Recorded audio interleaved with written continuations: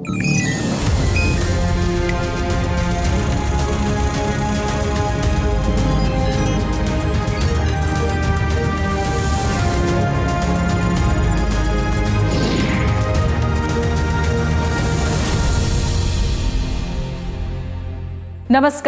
विज्ञान, प्रौद्योगिकी, आविष्कार और नवाचार की खबरों के कार्यक्रम ज्ञान विज्ञान में आप सभी का स्वागत है। मैं हूं प्रीति सिंह।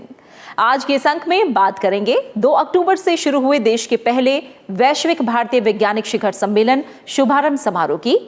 बताएंगे राष्ट्रीय डेयरी अनुसंधान संस्थान द्वारा क्लोनिंग तकनीक से पैदा नए कटड़े तेजस के बारे में। खबरें और भी होंगी, लेकिन सबसे पहले देखते हैं इस अंक की सुर्खियां। वैश्विक भारतीय वैज्ञानिक शिखर सम्मेलन की शुरुआत प्रधानमंत्री ने 2 अक्टूबर को वेबिनार द्वारा किया। वैभव 2020 सम्मेलन का शुभारंभ। CSIR का 79वां स्थापना दिवस आयोजित। कोरोना संकट के दौरान CSIR प्रयोगशालाओं की पहलों और विकसित समाधानों की हुई सराहना। और भैंसों की ज्यादा दुधारू नस्ल तैयार करेगा तेजस। राष्ट्रीय डेयरी अनुसंधान संस्थान द्वारा क्लोनिंग तकनीक से जन्मा मुर्राह नस्ल का एक और कटड़ा।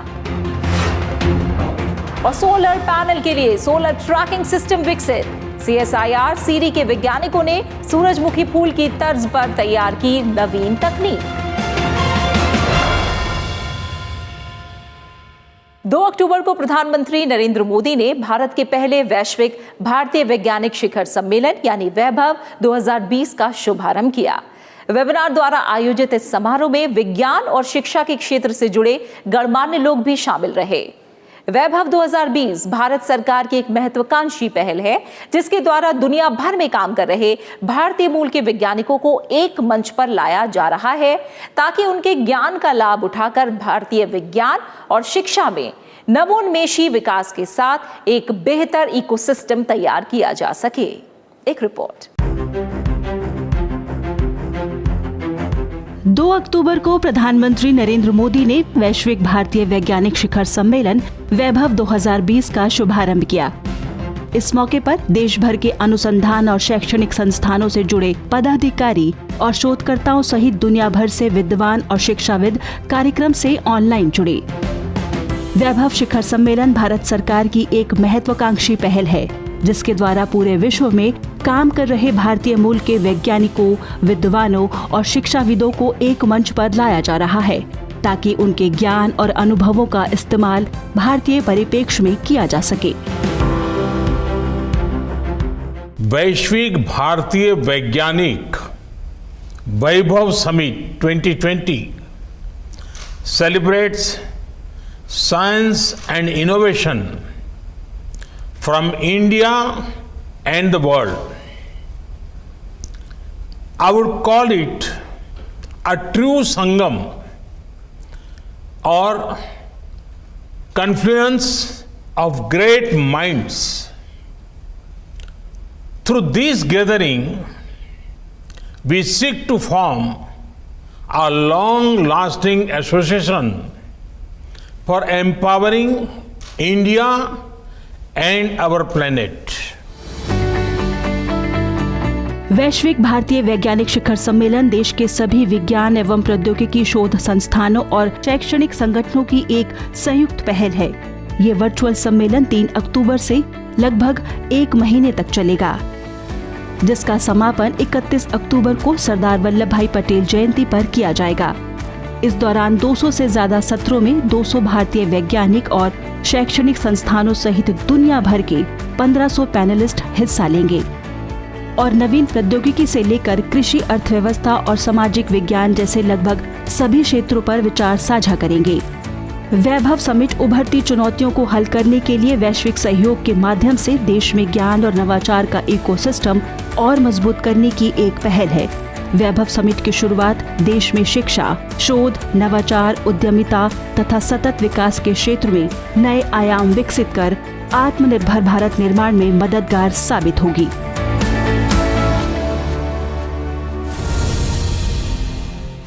छब्बीस सितंबर को वैज्ञानिक और औद्योगिक अनुसंधान परिषद ने अपना 79वां स्थापना दिवस मनाया। दिल्ली में आयोजित एक समारोह में केंद्रीय मंत्री डॉक्टर हर्षवर्धन और CSIR के महानिदेशक डॉक्टर शेखर सी मांडे सहित कई पदाधिकारी शामिल हुए। वहीं पूरे देश से संबंधित लोगों को कार्यक्रम से ऑनलाइन जोड़ा गया। इस मौके पर देश के प्रतिष्ठित शांति स्वरूप भटनागर पुरस्कार विजेताओं के नामों की भी घोषणा की गई। कार्यक्रम पर ज्ञान विज्ञान की एक रिपोर्ट।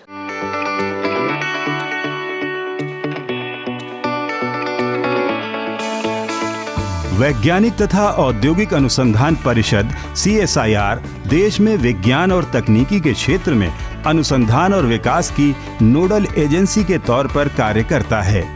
देश में नवोन्मेषी विकास के लिए साल 1942 में CSIR की स्थापना की गई थी और आज पूरे देश में इसकी 38 राष्ट्रीय प्रयोगशालाएं, 39 दूरस्थ केंद्र, 3 नवोन्मेषी कॉम्प्लेक्स और 5 यूनिट समसामयिक अनुसंधान, विकास और इंजीनियरिंग संगठन नेटवर्क के तौर पर काम कर रही हैं।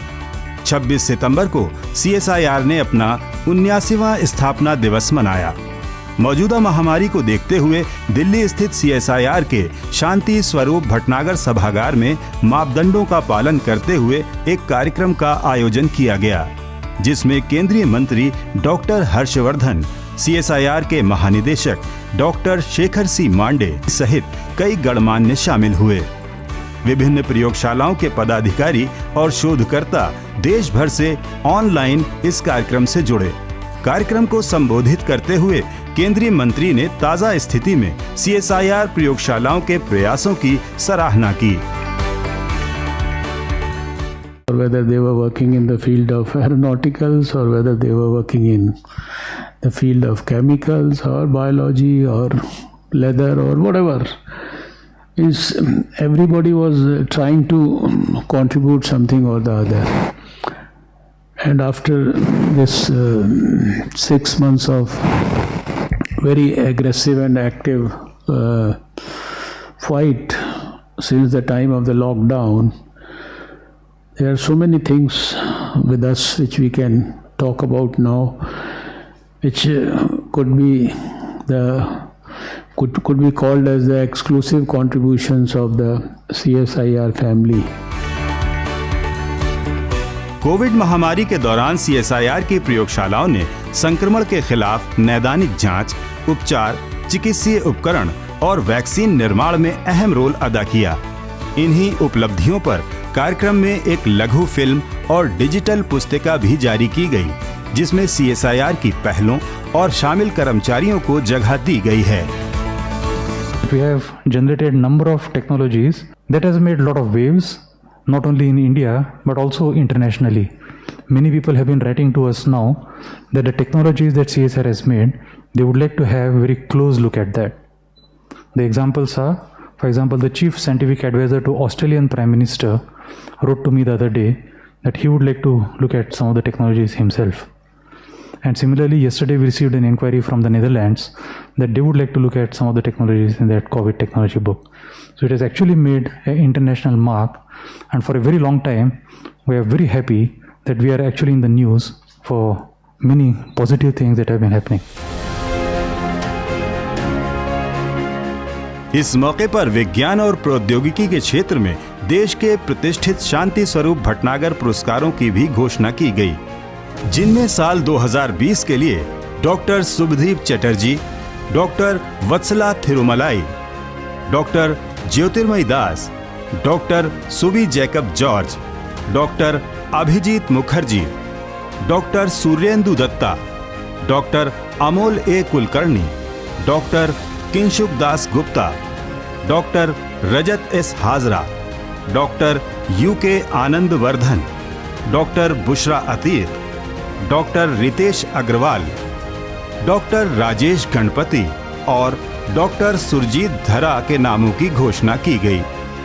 साथ ही स्थापना दिवस के मौके पर कई अन्य पुरस्कारों की भी घोषणा की गई, जिनमें स्कूली बच्चों के लिए CSIR नवाचार पुरस्कार 2020, CSIR युवा वैज्ञानिक पुरस्कार 2020, CSIR प्रौद्योगिकी पुरस्कार, ग्रामीण विकास के क्षेत्र में साल 2017, 18 और 19 के लिए CSIR S&T इनोवेशन पुरस्कार, CSIR डायमंड जुबली प्रौद्योगिकी पुरस्कार, और GN रामचंद्रन जैव विज्ञान SNT gold medal for excellence 2020 शामिल थे।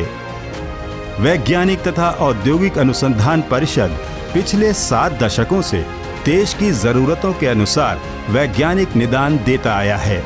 CSIR ने अपनी प्रयोगशालाओं के द्वारा विज्ञान एवं प्रौद्योगिकी के क्षेत्र में एक बेहतर इकोसिस्टम तैयार किया है और आज भी नवाचार को प्रोत्साहित कर मौजूदा चुनौतियों के लिए देश को आत्मनिर्भर बना रहा है। इसमें कोरोना जैसी महामारी से निपटने के लिए बहुत कम समय में CSIR द्वारा तैयार किए गए विश्व स्तरीय समाधान उल्लेखनीय हैं।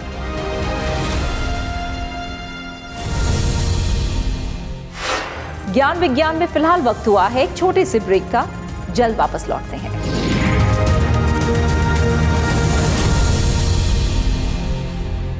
ज्ञान विज्ञान में आप सभी का एक बार फिर से स्वागत है। राष्ट्रीय डेयरी अनुसंधान संस्थान करनाल देश में पशुओं की बेहतर नस्ल तैयार करने की दिशा में अग्रसर है। क्लोनिंग तकनीक में अग्रणी इस संस्थान ने हाल ही में क्लोनिंग द्वारा जन्मे कटड़े का नामकरण किया। NDRI के वैज्ञानिकों के मुताबिक मुर्रा प्रजाति के इस कटड़े द्वारा भैंसों की दुधारू नस्ल तैयार की जा सकेगी। इससे देश में दूध की बढ़ती मांग को पूरा करने में सहायता मिलेगी। ज्ञान विज्ञान की एक रिपोर्ट। करनाल स्थित राष्ट्रीय डेयरी अनुसंधान संस्थान भारत के प्रमुख वैज्ञानिक अनुसंधान संस्थानों में से एक है, जो दशकों से पशुओं की नस्ल और डेयरी उत्पाद विकास की दिशा में कार्य कर रहा है और दुनिया का पहला संस्थान है जिसने भैंसों में नवीन क्लोनिंग तकनीक की शुरुआत की।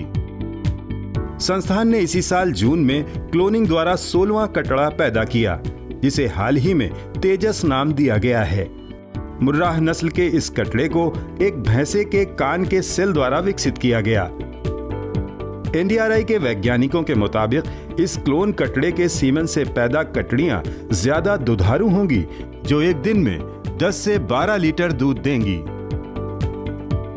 हमारा जो क्लोन के द्वारा जो बच्चे पैदा किए हैं और उनके बाद जो ये आगे सांड बनेंगे, इसके सीमन को जब भी हम इस्तेमाल करेंगे तो उससे जो भी भैंसें गाभिन होंगी और वो भैंस से गाभिन होकर जो आगे उनसे जो भी जो कटड़ी बनेंगी जब भैंस में आएंगे तो वो कम से कम दुगना दूध देंगे। अभी आज तक जो एवरेज जो दूध का जो प्रोडक्शन है भैंस में, जो मुर्रा भैंस की हम बात करते हैं, तो 6 से 8 लीटर है पर डे।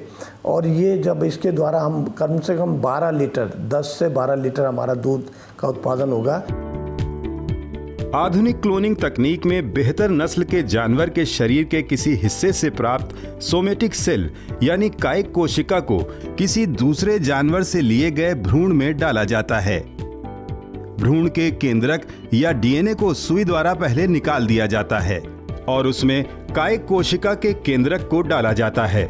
इसके बाद निषेचन क्रिया के लिए विद्युत तरंगों के प्रवाह द्वारा कोशिकाओं का विभाजन शुरू किया जाता है और फिर इस भ्रूण को किसी मादा के गर्भ में आरोपित कर बिल्कुल उसी नस्ल और गुण का क्लोन पशु प्राप्त किया जाता है।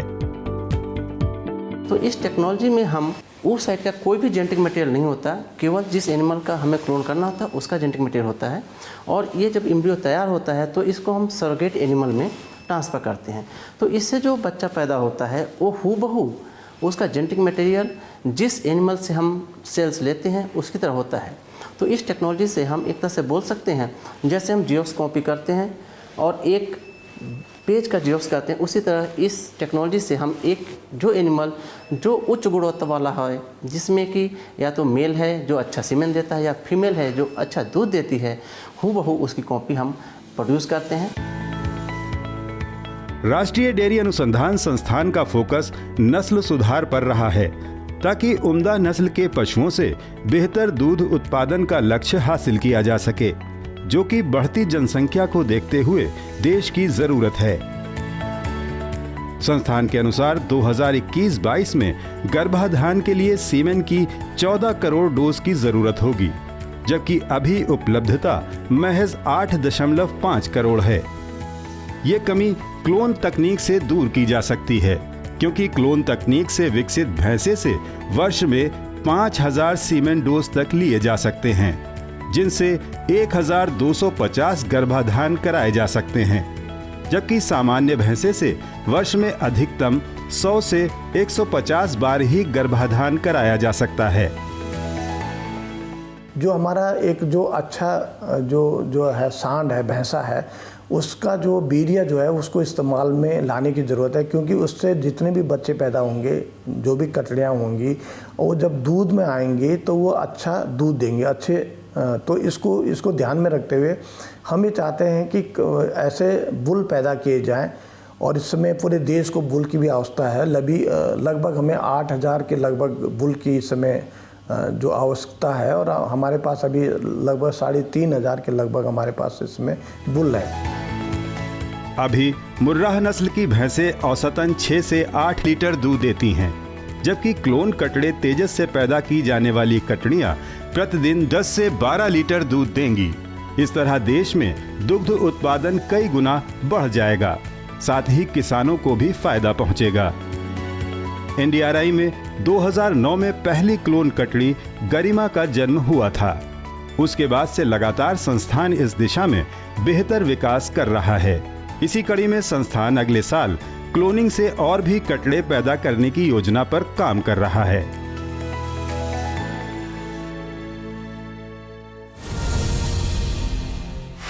आप सभी ने सनफ्लावर यानी सूरजमुखी का फूल जरूर देखा होगा। ये फूल प्राकृतिक तौर पर सारा दिन सूरज के साथ साथ घूमता रहता है। अब इसी फूल से प्रेरणा लेकर CSIR के केंद्रीय इलेक्ट्रॉनिकी अभियांत्रिकी अनुसंधान संस्थान ने एक सोलर ट्री के लिए दोहरे एक्सिस वाला सोलर ट्रैकिंग सिस्टम विकसित किया है। सीरी के शोधकर्ताओं का दावा है कि ये तकनीक सौर ऊर्जा की उत्पादन क्षमता को 100% तक बढ़ा देगी। क्या है ये प्रणाली और कैसे काम करती है, जानने के लिए देखते हैं ये रिपोर्ट।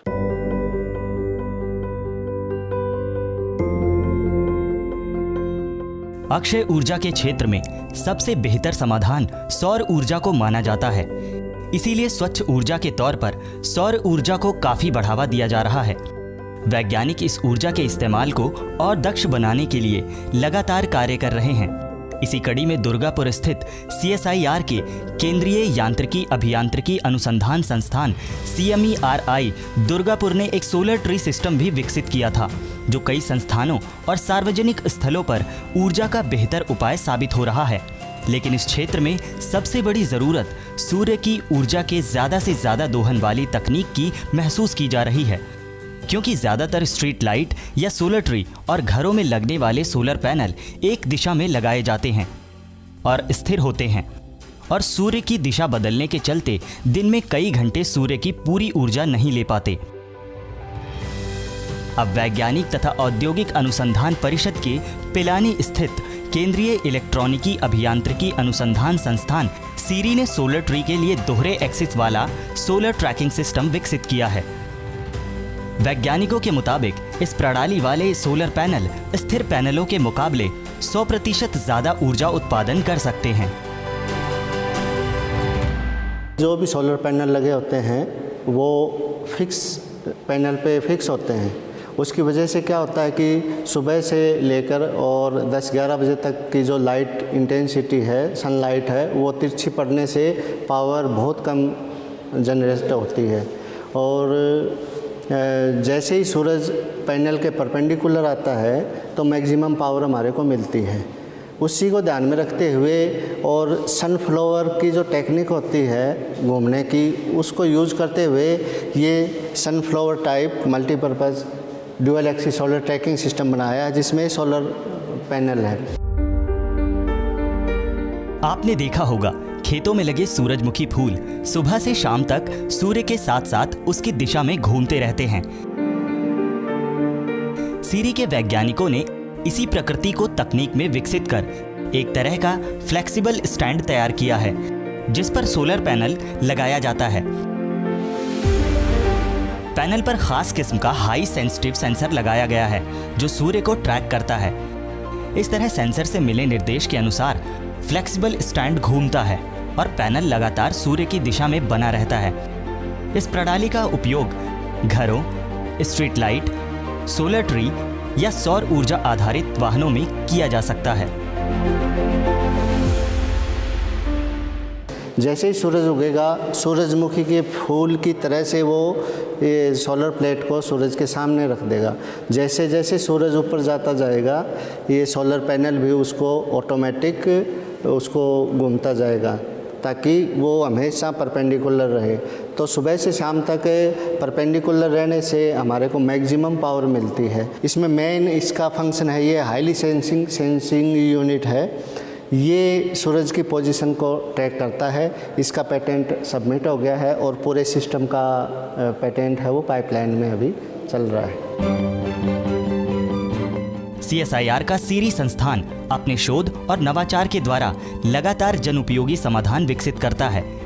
इनमें इलेक्ट्रॉनिकी के क्षेत्र में वाटर फिल्टर तकनीक से लेकर nano sensor, microchip, micro hot plate आदि कई तकनीक शामिल हैं, जिनमें से कई तकनीक हस्तांतरण द्वारा उद्योगों को दी जा चुकी हैं और बाजार में उपलब्ध हैं। इस बहुउपयोगी master dual axis solar tracking system के लिए भी उद्योगों से बात की जा रही है, ताकि इस तरह के पैनल सौर ऊर्जा उत्पादन की क्षमता बढ़ाकर उसकी उपयोगिता में बढ़ोतरी कर सकें।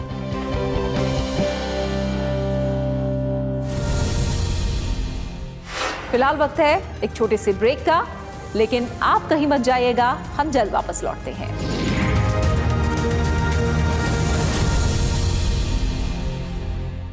ब्रेक के बाद आपका स्वागत है। आप देख रहे हैं ज्ञान विज्ञान, और अब आखिर में देखते हैं विज्ञान और प्रौद्योगिकी के क्षेत्र में देश और दुनिया की कुछ और ताजा गतिविधियां हमारे खास सेगमेंट साइंस एक्सप्रेस में।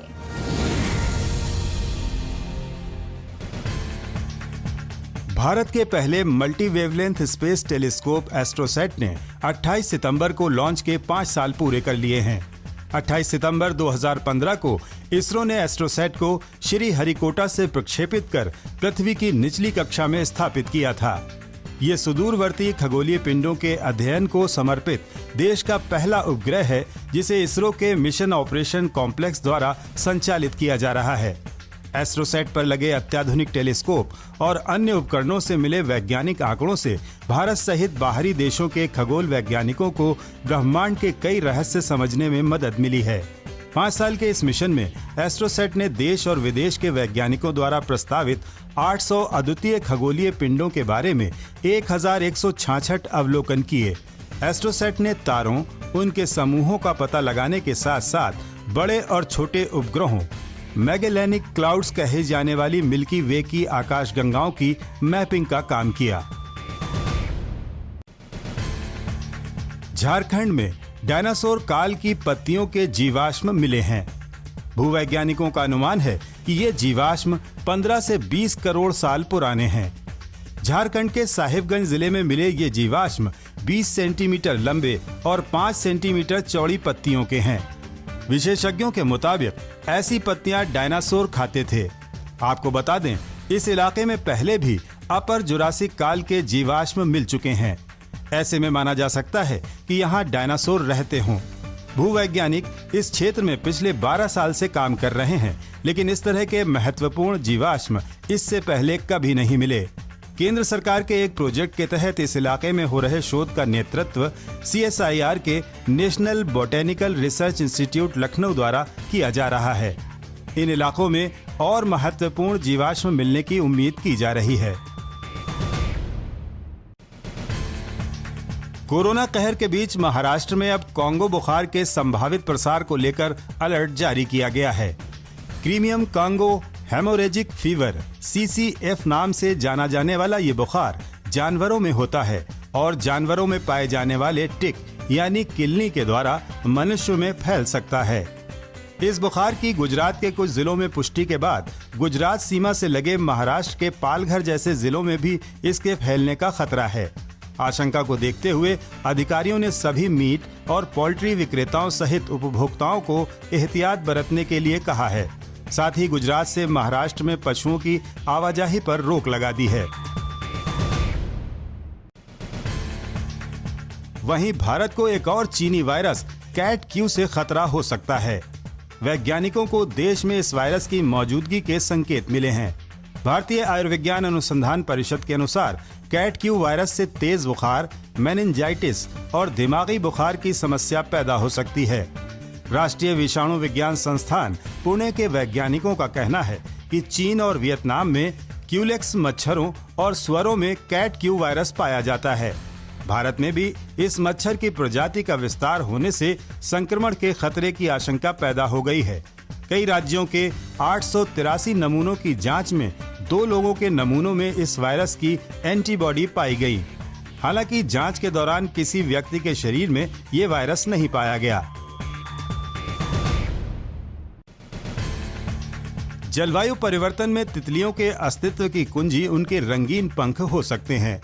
हाल ही में आए एक ब्रिटिश शोध के मुताबिक तितलियां अपने पंखों के द्वारा सूर्य की गर्मी को अवशोषित या प्रतिबिंबित करने की क्षमता रखती हैं और यही उनके जीवन और मृत्यु का विषय हो सकता है। अध्ययन में पाया गया कि अपने शरीर के तापमान को कम करने के लिए संघर्ष करने वाली प्रजातियां आमतौर पर छायादार स्थानों द्वारा सूर्य की पूरी गर्मी से खुद को बचाती हैं। इन प्रजातियों के जलवायु परिवर्तन और निवास स्थान की कमी से सबसे ज्यादा प्रभावित होने की संभावना है।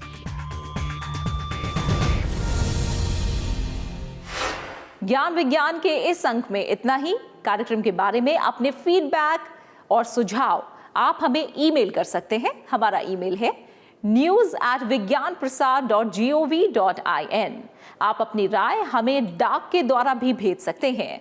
हमारा पता है विज्ञान प्रसार, 5वां तल, पृथ्वी भवन, लोधी रोड, नई दिल्ली 110003। विज्ञान, प्रौद्योगिकी, आविष्कार और नवाचार की ताजा जानकारियों के साथ अगले हफ्ते इसी वक्त इसी चैनल पर एक बार फिर हम हाजिर होंगे। बने रहिए हमारे साथ वैज्ञानिक सोच के साथ। नमस्कार।